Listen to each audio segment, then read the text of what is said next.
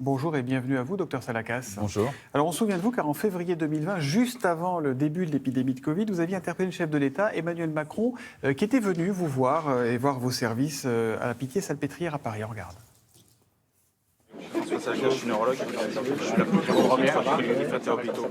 Donc voilà, je suis là parce que notre dernier espoir, c'est vous, en clair. Mais vous en tant que président, vous en tant que protecteur des citoyens, on est au bout. On est vraiment au bout. On est au bout. Non, pour l'instant, vous n'êtes pas là. Prenez la main. C'est très clair, je suis désolé. Prenez la main et donnez les moyens au ministre de la Santé, à Martin Hirsch, qui est derrière vous. Donnez-lui les moyens de nous donner les moyens de soigner nos patients. On est au bout, on est vraiment au bout. Prenez la main, c'était il y a un peu plus de 2 ans. Depuis, la barbe a poussé chez vous. Mais pour le reste, est-ce que la situation a changé ? Est-ce que ça s'est amélioré ? Non, ça s'est aggravé. Ça s'est aggravé. C'est un drame absolu parce qu'il y avait effectivement une occasion, après le Covid, de faire quelque chose de vraiment significatif. Il y a eu un immense investissement des soignants pendant la première vague de Covid. Et derrière, on a annoncé ce qu'on appelle le Ségur de la santé. C'est pas rien. 19 milliards plus 10 à 13 milliards d'augmentation de salaire. C'est des éléments de langage, 19 milliards. J'explique. 19 milliards, c'est 19 milliards sur 10 ans. C'est pour l'hôpital public, l'hôpital privé, le médico-social. Finalement, c'est à peine de l'argent en plus. Or, la situation, elle est dramatique parce que ce qu'il faut faire, c'est refonder, refinancer l'hôpital public et permettre au personnel de travailler dans des conditions qui font que le soin qu'ils apportent aux patients corresponde aux valeurs pour lesquelles ils ont choisi ce type de métier. Quand on choisit le métier de soignant, qui est un métier difficile, qui expose à la douleur physique, psychique, à la maladie, à la mort, on le fait parce qu'effectivement, on veut aider et on veut apporter quelque chose. Quand on s'aperçoit que les conditions ne sont plus réunies du tout et qu'on a beau essayer de gérer toutes les situations, ce qui se passe, c'est que c'est une véritable crise de sens. Et là, ce qui se passe, c'est que les soignants s'en vont. C'est ce qui s'est passé. Vous avez, vous, des collègues qui ont arrêté, qui ont lâché, qui disent ça suffit ? Bien sûr. Alors, c'est vrai au niveau médical, c'est beaucoup vrai au niveau des infirmières qui ont dit moi, je n'ai pas choisi ce métier pour faire ça. Si c'est pour ça, je la joue perso et je fais soit un autre métier, soit je deviens intérimaire, c'est-à-dire que j'abandonne l'idée du travail d'équipe. Et je pense que ce qui est central... Intérimaire qui coûte beaucoup plus cher à l'hôpital au final. Hein. Bien sûr, sauf que, comme vous le savez, la masse salariale, elle a été gelée il y a 3 ans. De façon à contrôler les dépenses de l'hôpital public. Quand on fait ça, au bout d'un moment, ça se voit. C'est-à-dire qu'on détruit les équipes. Une fois qu'une équipe est détruite, je pense que c'est pareil. Pardon, mais ça veut dire, je suis un peu surpris de ce qu'on entend, parce qu'on voit bien, et on entend la sincérité des soignants, on voit les services d'urgence, on entendait des psychiatres dans le journal à l'instant. On s'est moqué de vous, en fait ? On se moque de vous depuis 3 ans ? C'est ça ce qui se passe ?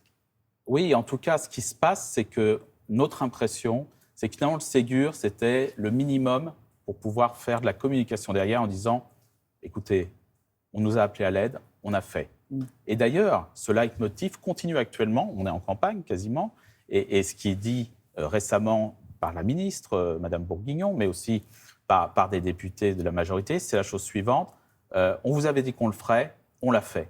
Et notre diagnostic à nous... Mettez-vous à la place de nos téléspectateurs. Quand on entend des sommes comme une trentaine de milliards d'euros, on se dit c'est beaucoup. Alors vous nous expliquez que c'est sur 10 ans, on comprend bien. Qu'est-ce qu'il faudrait faire ? C'est quoi ? C'est de l'argent ? Il faut tout casser ? Qu'est-ce qu'il faut faire pour que ça aille mieux, pour que ça s'arrange et pour que demain on soit tous bien soignés ? Il faut rétablir quelque chose qui est très important, qui s'appelle la confiance.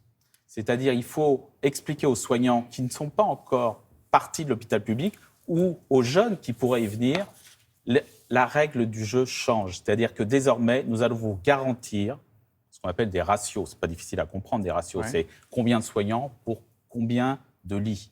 Et c'est ça qui manque à l'hôpital public actuellement, c'est cette garantie.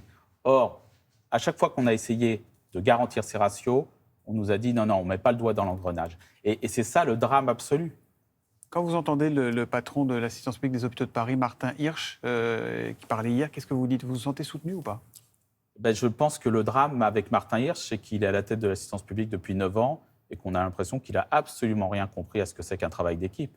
Donc en fait, ce qu'il propose, c'est de faire des rémunérations variables selon le mérite, selon la technicité, et en pensant qu'on va pouvoir déplacer les soignants d'un endroit à l'autre en fonction des besoins.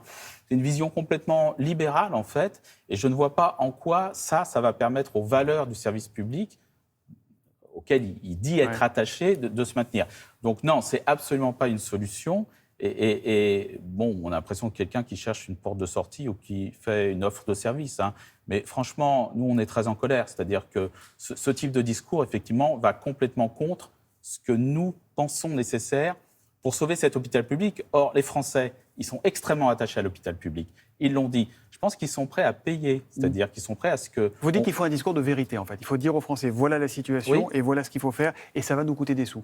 Voilà. Je pense qu'il faut dire ça et il faut dire aussi au personnel soignant, on s'est payé de mots et maintenant, on va vous assurer ces conditions de travail-là.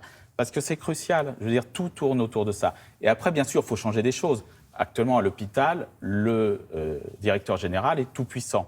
Il faut rééquilibrer la gouvernance. Il faut un consensus possible entre les directions médicales et les directions administratives. Je vous rappelle que depuis 12 ans et depuis la loi Bachelot, la loi HPST, le seul patron à l'hôpital, c'est le directeur.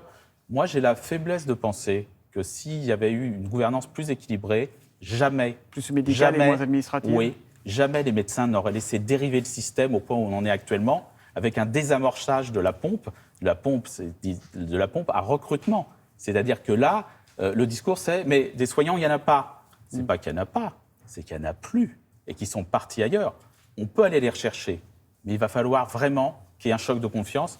Nicole Notat l'avait dit au moment du Ségur. Elle n'a pas été écoutée. Ce choc de confiance n'a pas eu lieu. Du point de vue des patients que nous sommes tous ou que nous serons tous un jour, est-ce qu'aujourd'hui, vous diriez qu'on est moins bien soigné qu'il y a 2 ans et moins bien soigné qu'il y a 10 ans en France? Est-ce qu'il y a des pertes de chance, comme on dit? Mais moi, je pense que c'est une certitude, ça, qu'il y a des pertes de chance. Et ça, c'est un euphémisme pour dire des patients moins bien soignés ou ce qu'on appelle des décès illégitimes qui ne devraient pas avoir lieu. Donc, ce constat, on l'a tous fait. Il a été repris comme élément de langage par le président de la République lors de son discours au moment de la campagne présidentielle. Mais on a l'impression qu'il suffit de nommer les choses pour qu'elles disparaissent. Non, il ne suffit pas de nommer les choses, il faut traiter les problèmes. Donc trop de mots et plus d'actes, en fait. Est-ce que vous demandez... Vous avez eu contact avec Emmanuel Macron déjà depuis cet épisode ou pas? Vous l'avez revu? Il vous a proposé de le voir pour échanger ou... Bon, on en a déjà parlé, je vais être très rapide. On l'a revu 3 mois après son passage, un petit peu forcé parce qu'il venait à l'hôpital et que c'était un peu difficile de ne pas nous rencontrer alors même qu'il s'était engagé devant les caméras à le faire. Donc on l'a vu pendant 1 heure sans caméra. Il nous a dit à quel point il était tout à fait d'accord avec notre vision du soin en France, du fait qu'il fallait changer de paradigme, que ce qui devait être premier, c'est les besoins en santé de la population et pas la finance. Il a découvert ce que c'était qu'un tableau Excel, non pas qu'un tableau Excel, mais qu'un tableau Excel d'activité à l'hôpital, en expliquant que voilà, on avait des réunions où on ne parlait plus de patients, jamais, mais d'activité. Parce que tout ça, c'est basé sur 2 choses. Le concept d'hôpital-entreprise, qui est un complexe qui a été un peu copié sur le privé, et puis une enveloppe fermée, qui s'appelle l'ONDAM, et chaque année, en fait, on dit l'hôpital ne doit pas dépasser. Donc, en fait, on a mis en déficit chronique pendant 10 ans l'hôpital. Il manquait 1 à 2 milliards par an à l'hôpital. Au bout d'un moment, ça se voit. Merci beaucoup, François Salacaz, d'être venu ce matin dans Télématin pour ce constat qui n'est pas formidablement rassurant. Et merci également, à travers vous, à tous les soignants, parce qu'on les a beaucoup remerciés pendant le Covid. On continue à les remercier et à être derrière eux. Et merci à la population de se mobiliser pour son hôpital public, sinon il va disparaître.